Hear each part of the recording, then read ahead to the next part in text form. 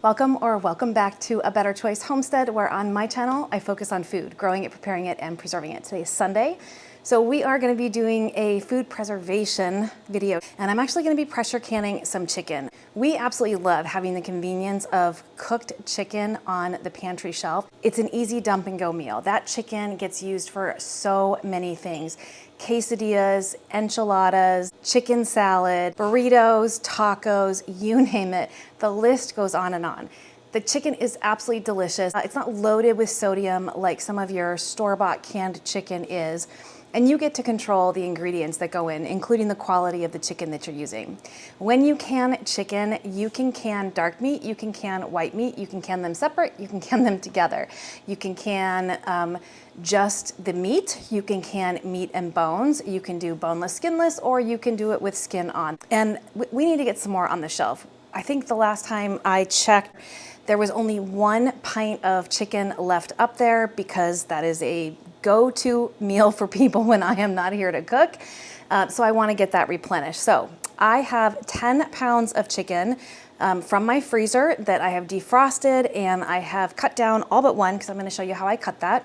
And we're just going to get pints pressure canned. So meat requires pressure canning, and you can can them in pints or you can can them in quarts. The general rule of thumb is that for every pint, you get 1 pound of meat. So there's 2 pints in a quart, so you can put about 2 pounds in there and 1 pound in a pint jar then. So I'm gonna be doing it in pints, 10 pounds, 10 pints, we should be good to go. The chicken actually measured about 10.2 pounds, but I did have to cut off a little bit of fat, and so we're probably right at around the 10-pound mark. The other caveat is you want to make sure that you have the right headspace. You just want a very generous 1-inch headspace, or about 1 1/4 inches. So let me show you how I cut that down into pieces, because you do want to cut it down. This is for raw pack. When you raw pack meat, it means you're putting cold meat or uncooked meat into a cold jar, into a cold canner with the appropriate amount of cold water in, and everything heats up together and then cooks during the processing time. You can also do hot pack. If you do a hot pack, then you are putting hot, 2/3 cooked all the way through meat into hot jars, into a hot canner that has hot water. To me, it's just faster to start with cold pack, and the flavor is phenomenal. So that's what we're gonna do. Let me show you how I cut this down, and then we'll get our jars loaded up and we'll get to canning.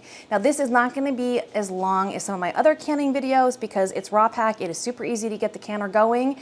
But when I can and I show it, just in case you're interested in learning how to can, I don't wanna steer anybody wrong. So I'll try to be as quick as I can about it, but I do also wanna be thorough. All right, for canning chicken, I'm just gonna use my hands here. We'll get them washed up as soon as I'm done. You want them into about 1.5 inch chunks or cubes. So this little tail piece here, that's fine, all on its own. Then I've got this more bulbous end down here, so I'm gonna cut that off and I'm gonna thin that down. And I'll cut this piece into 3.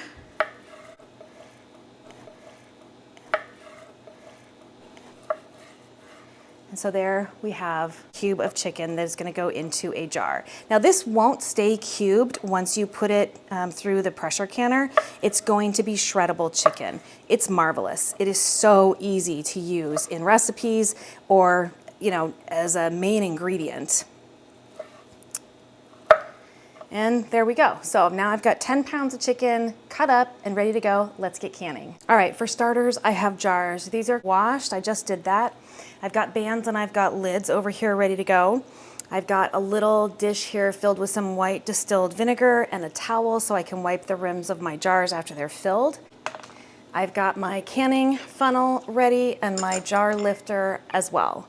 I do not have my debubbler tool because we are not going to have to debubble anything. We are not putting liquid into these jars. Now I'm going to be measuring this by weight. So I'm just going to use a scale here and get it onto pounds because I want 1 pound per jar. So I'm going to take a jar. I'm going to go ahead and use the funnel. I'm going to tar that again. And then I'm just going to pick up chicken and put it in the jar. You don't want to pack it too tightly.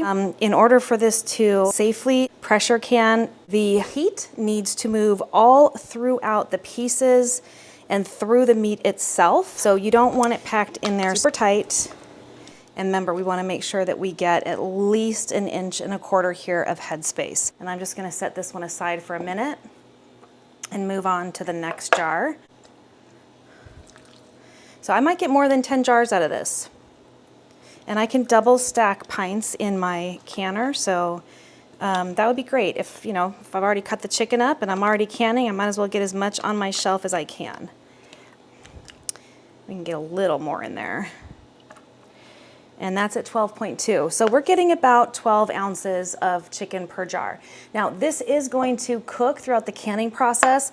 These process for 75 minutes for pints, 90 minutes for quarts, and it will create its own broth as it cooks. That's why we don't have to add any liquid.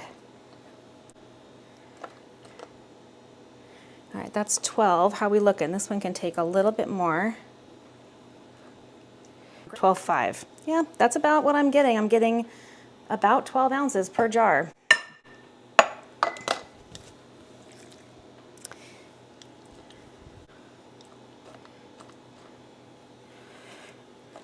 Well, that's 12. No, that's 11. That's 12.7. All right, we got 13.5 in that one. But this couldn't be easier. If you are looking to take the leap into pressure canning, this tutorial video will show you just how easy it can be.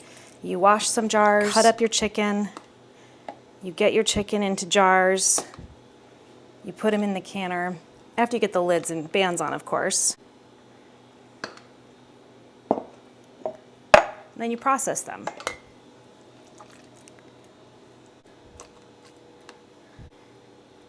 So we got 13 in there, and that looks pretty good.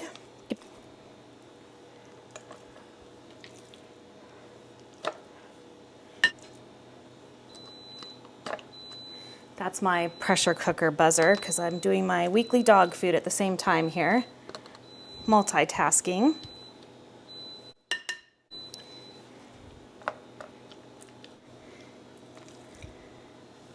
I've got this jar and one more to fill, so I'm probably going to have to get another couple jars, which is great. More for the shelf. Oh my gosh, so today we had some lake effect snow, and the warning was for 4 days straight, but we're on the third, we're passing the third day, and we hadn't really gotten much of anything, but today, oh my goodness, we got about a foot in just the morning alone. And the roads hadn't been cleared, so we can't go anywhere. This is a perfect situation for pulling out some canned chicken. If you don't have anything, to throw together, it would require some grocery shopping, and yet you can't go to the store because of weather or whatever. You've got some healthy options on your shelf, and this is truly fast food because it is a dump and go. It's amazing.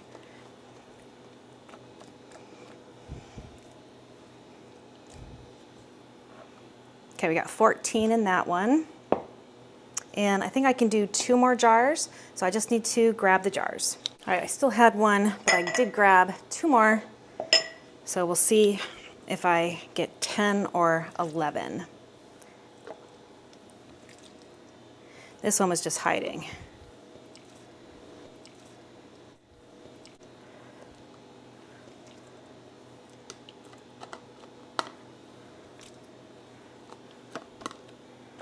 That looks good.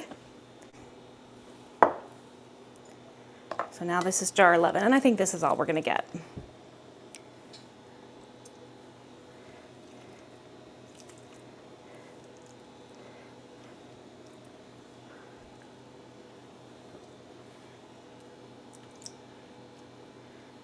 I can take a little out of these ones that are more filled.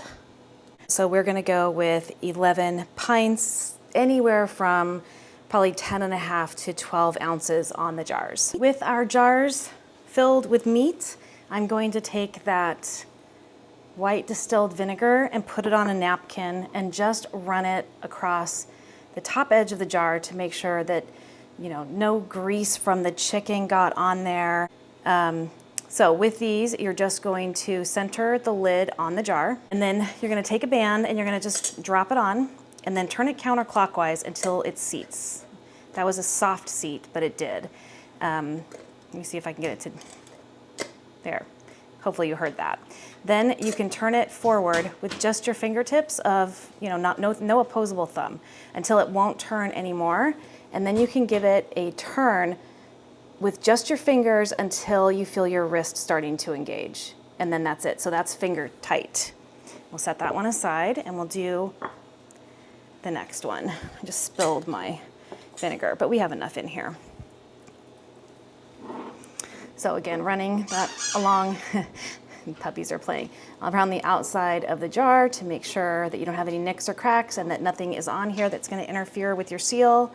Center your lid, drop your band and turn it counterclockwise till it seats.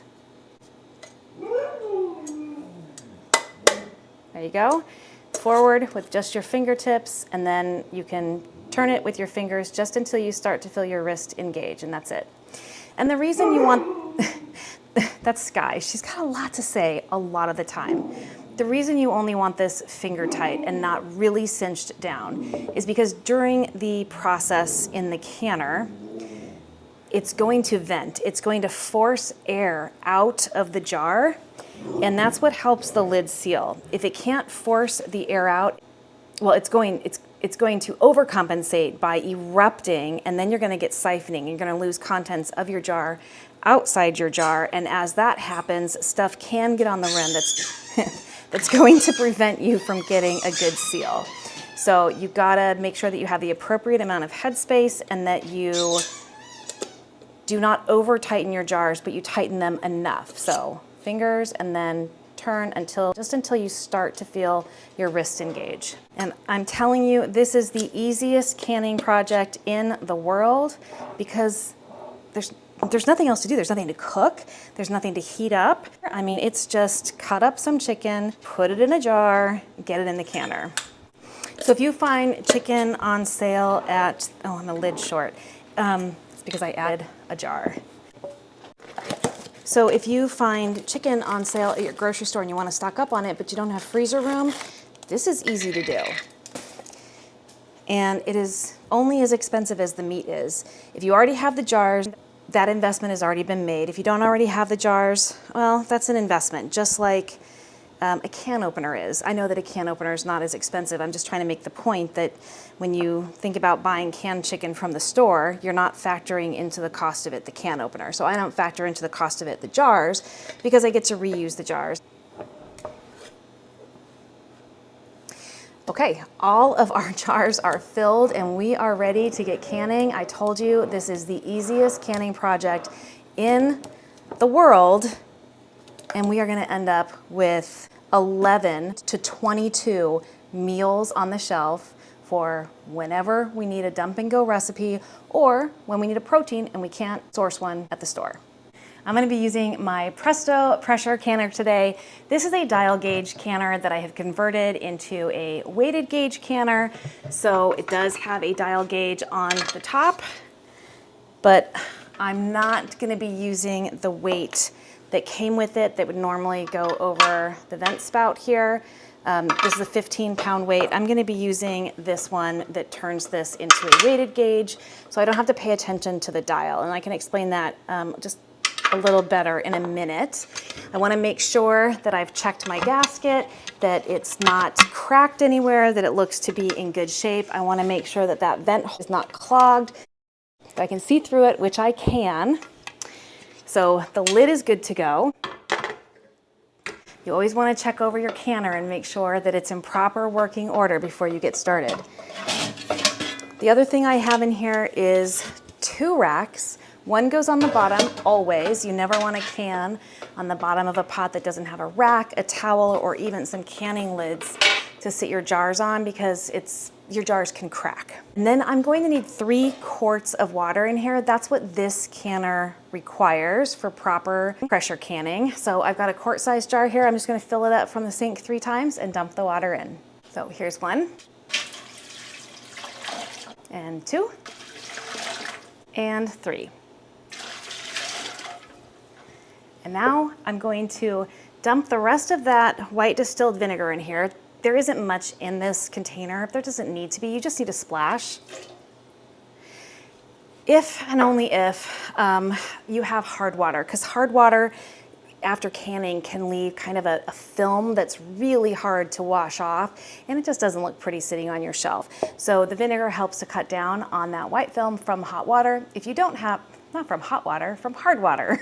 But if you don't have hard water, you don't have to worry about adding vinegar. So let's go ahead and get the canner loaded. Okay, you can see I've got my water on down there. What I'm gonna do, because I have 11 jars, is I'm going to put 6 on the bottom and 5 on top, just to even out the workload in the canner. So there's 6, and that's what this second rack is for, because in this canner, I can double stack if I am pressure canning. So now I can load the second level.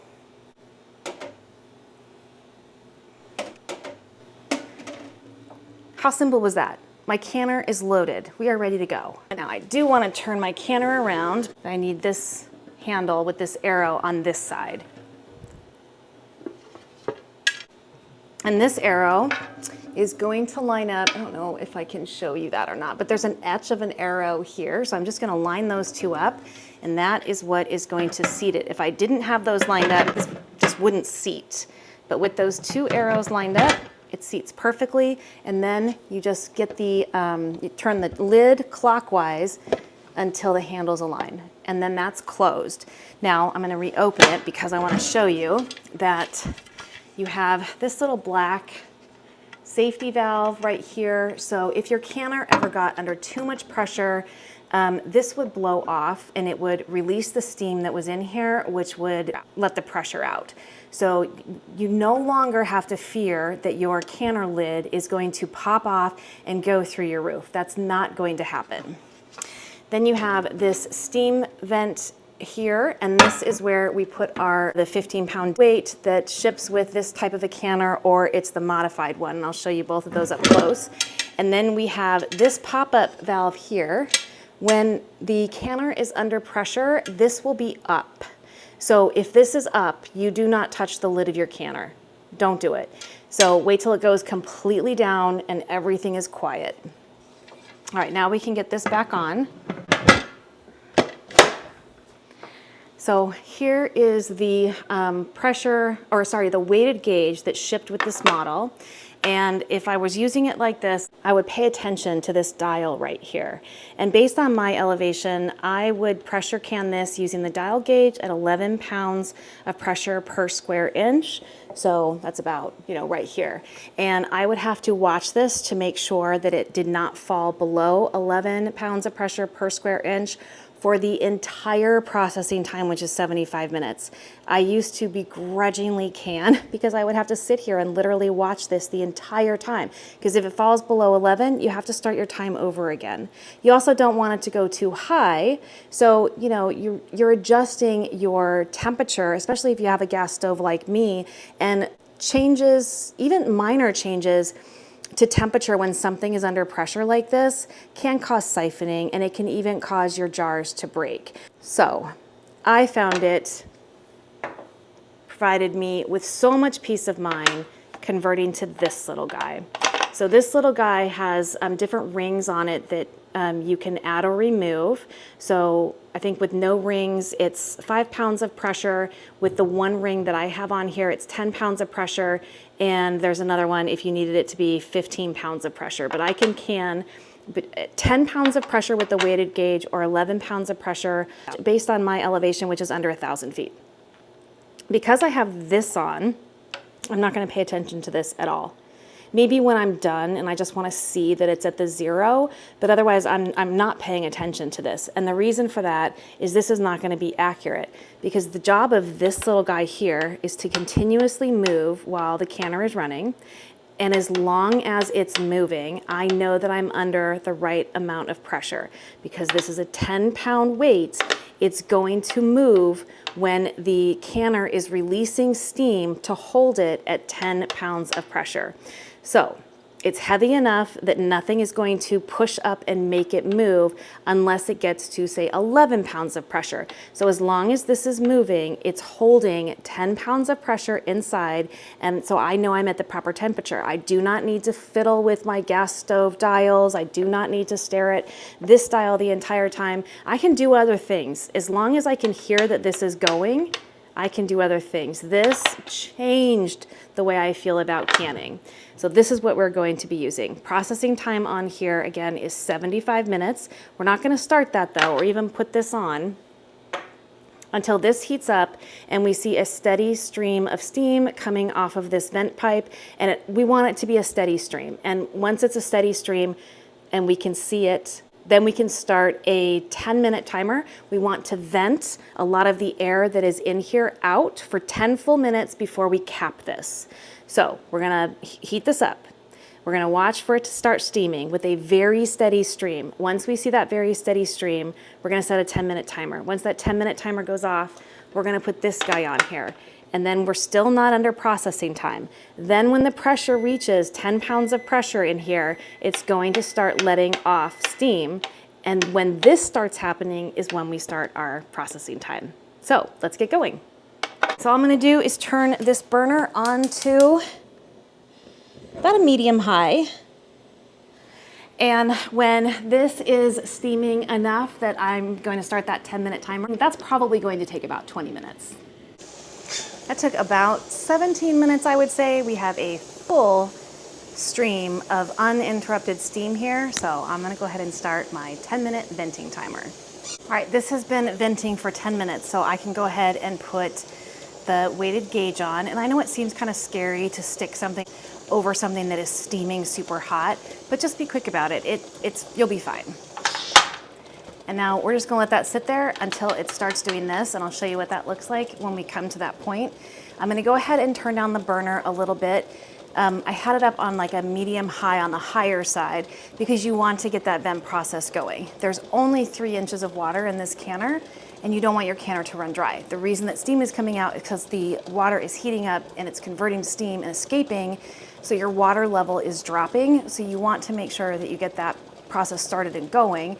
You don't want to do a slow vent, where it's just coming out in whiffs and drafts for an hour, because you can run your canner dry. So the canner is set too high, and this would be going crazy once it comes back up to pressure. So I'm going to drop the heat back just a little bit. I can't tell you how much because your stove or your range is going to be different. So there is a little bit of a learning curve. At this point, you don't have to worry about losing steam. Most of it's going to be staying in here. It's just gonna be letting off little tiny bits as it does this.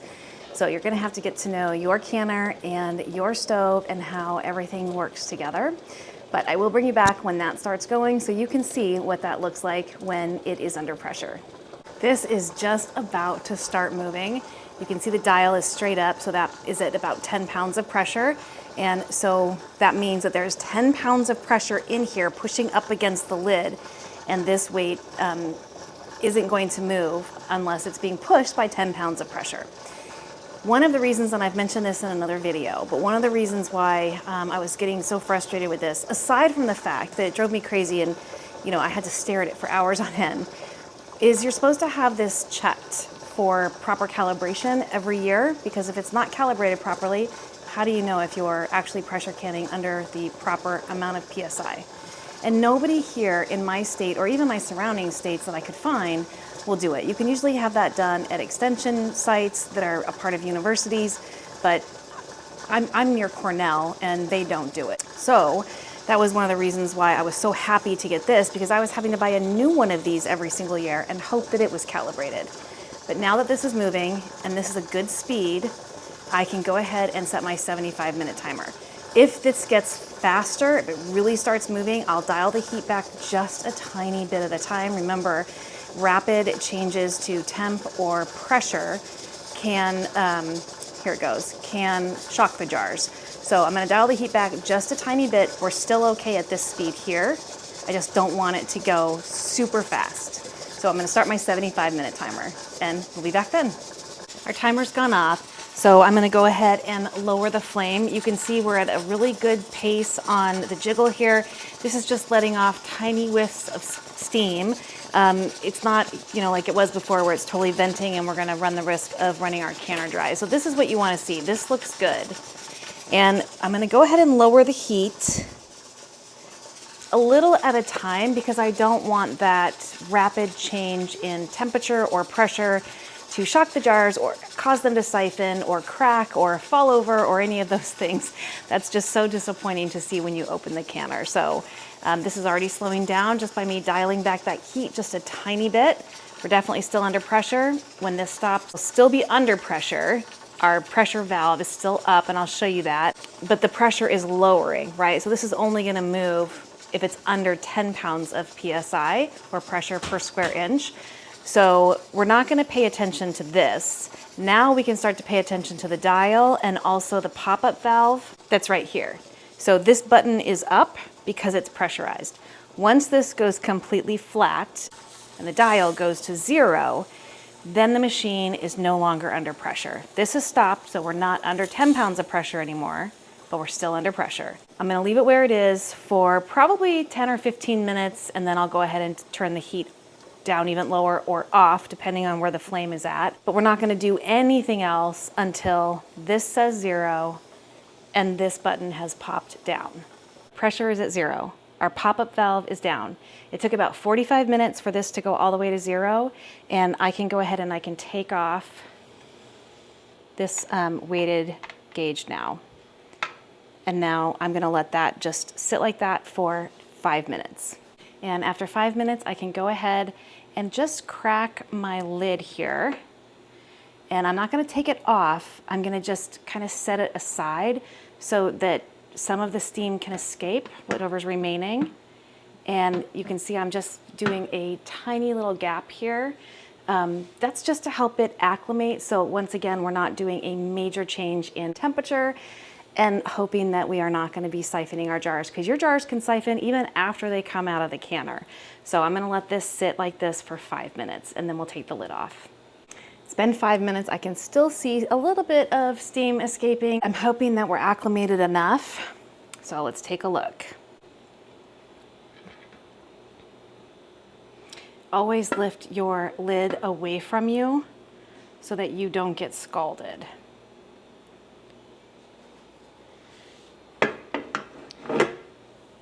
I don't know if you can see that the jars are still bubbling a lot. They are furiously bubbling in there, very, very hot. So I'm gonna let them sit like this for 5 more minutes and then we'll get them out. And I have been hearing pings, so I think we're sealing fine, but we'll see. Canning is a process, but so worth it.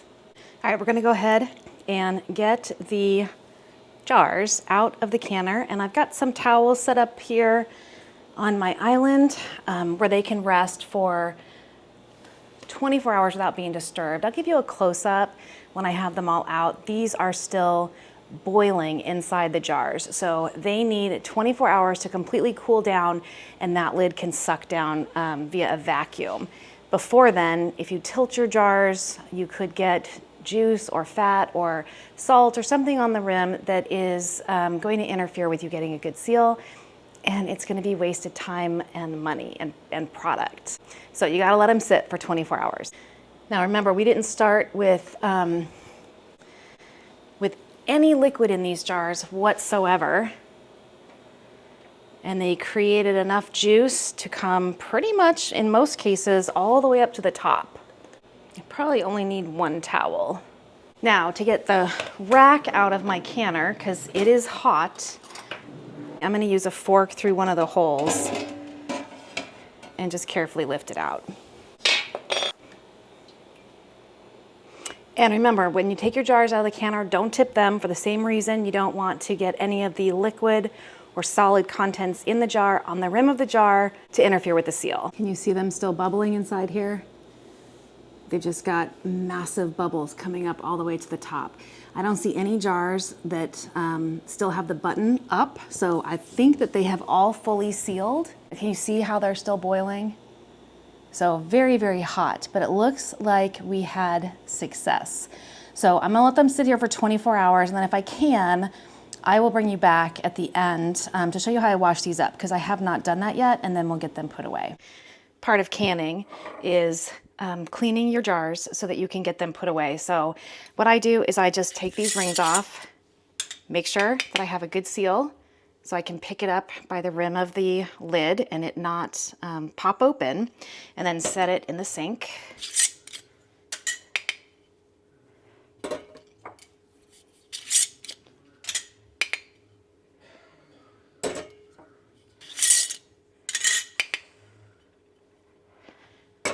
Looks like we got a really good seal so far on most of these.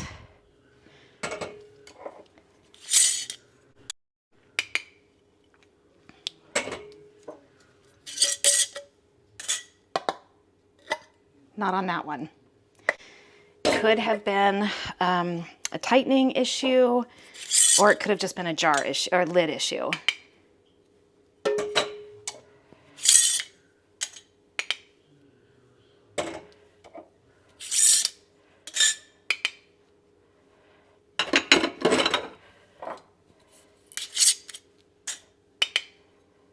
Okay, so we lost one jar.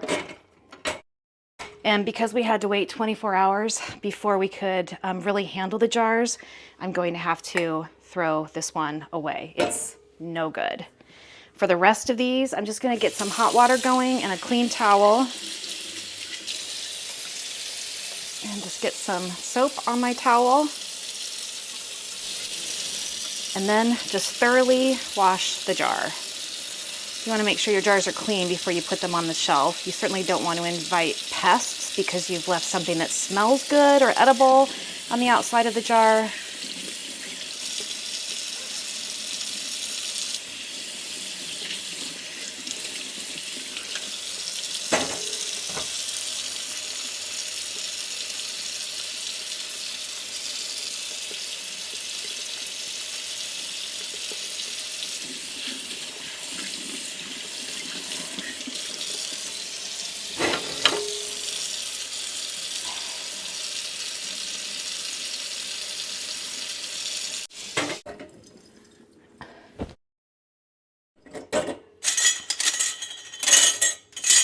Now I need to wash the bands. And I can move my clean jars right here. Get some soap off of that one.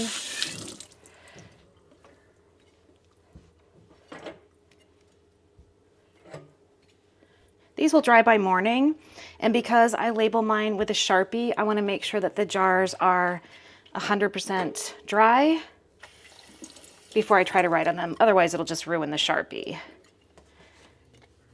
So 10 jars, and then the bands I do the same way. I just run my soapy towel to make sure that I'm on the inside of the band where it came into contact with the upper part of the jar lid, and then also, you know, down the neck side. I just kind of run them all through soapy water at the same time before I rinse them.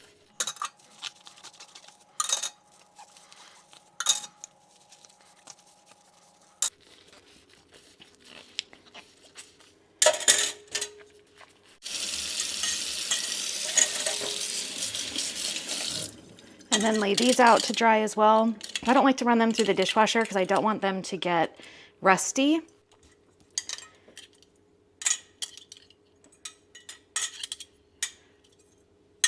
And there we have it. 10 sealed jars for the pantry shelf. And one mishap. This will get tossed. Canning chicken could not be easier, and it is the healthiest fast food you're ever gonna find, and better yet, it's right on your pantry shelf. If you're new to canning and interested in learning more or seeing other projects done, I do have a canning playlist that I can put right up here. Thank you so much for joining me as I continue to stock my pantry shelf and get through winter. My name is Kelly, you're at A Better Choice Homestead, and I do hope you come back and visit again soon.